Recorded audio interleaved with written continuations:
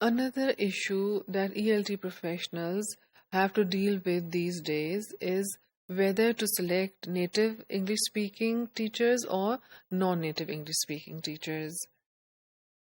The preference for native speakers is due to the confusion between English as a native language phenomena and the teaching of English as a second language. SLA research, second language acquisition research, assumes the goal for learning English or any second language is the attainment of native like competence. Because of this assumption of second language acquisition, it is wrongly assumed that whoever has expertise in a language or whoever has ability in the language can also teach that language. It is because of this reason that native speakers are assumed to be expert language teachers as well. However, when we look at the reality of native speaking teachers, we see that they are at a disadvantage. They are at a disadvantage because they lack the experience of having learned a language. Native English speakers are not known for their aptitude for learning foreign languages, and they have not learned English either, as it is their native language, of course. So they lack this experience of having learned a language, and therefore they cannot relate to the problems and challenges that their students face while learning English.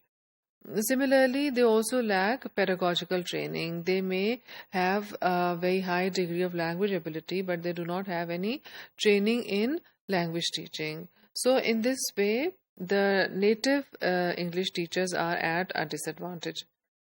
On the other hand, non-native speakers, they are at an advantage in the sense that they share the language learning experience with their own students, because they have learned English just as their students are now learning English or have already learned English. Therefore, they can fully understand the problems, the difficulties of their students, and they can have this awareness about how and when students need to appropriate or adapt a foreign language. So these non-native speakers, non-native speaking teachers, because of their shared experience of language learning, they can provide a lot of help and guidance to their students. This learning experience, which paradoxically is considered a weakness of the non native teachers, which is considered a discredit for them, actually is an advantage for them. And it can be used as a useful resource for non-native teachers. Like I already said, that because of their own experience of language learning, they are aware of all the difficulties that their students face, and therefore can also foresee those difficulties and help students come over those difficulties. Um, There are also several misconceptions about native speakers as teachers, and which has led to this preference, this demand for native English teachers in many countries of the world, especially in expanding circle countries like China, Korea, Japan, etc. This perpetuating image, which has been brought forth by the applied linguistics discourse and also ELT discourse, which presents a native speaker as the authority in language ability. And also, because of this language ability, they are presented as expertise in teaching, having expertise in teaching. Therefore, in many countries, especially expanding circle countries, we see that there is a clear preference for native English speakers as teachers, and the fact that these teachers have no pedagogical training and no qualification is completely ignored. I can recall when I was studying English, I had these Chinese friends who would complain to me about their English teachers who they believed were not qualified at all. And some of them even worked as plumbers and electricians back in their own country.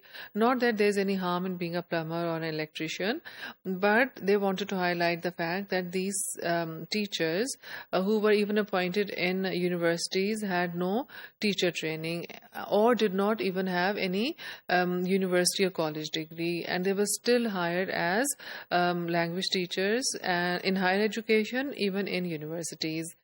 And it was only because of this misconception that people have about the expertise of native speakers.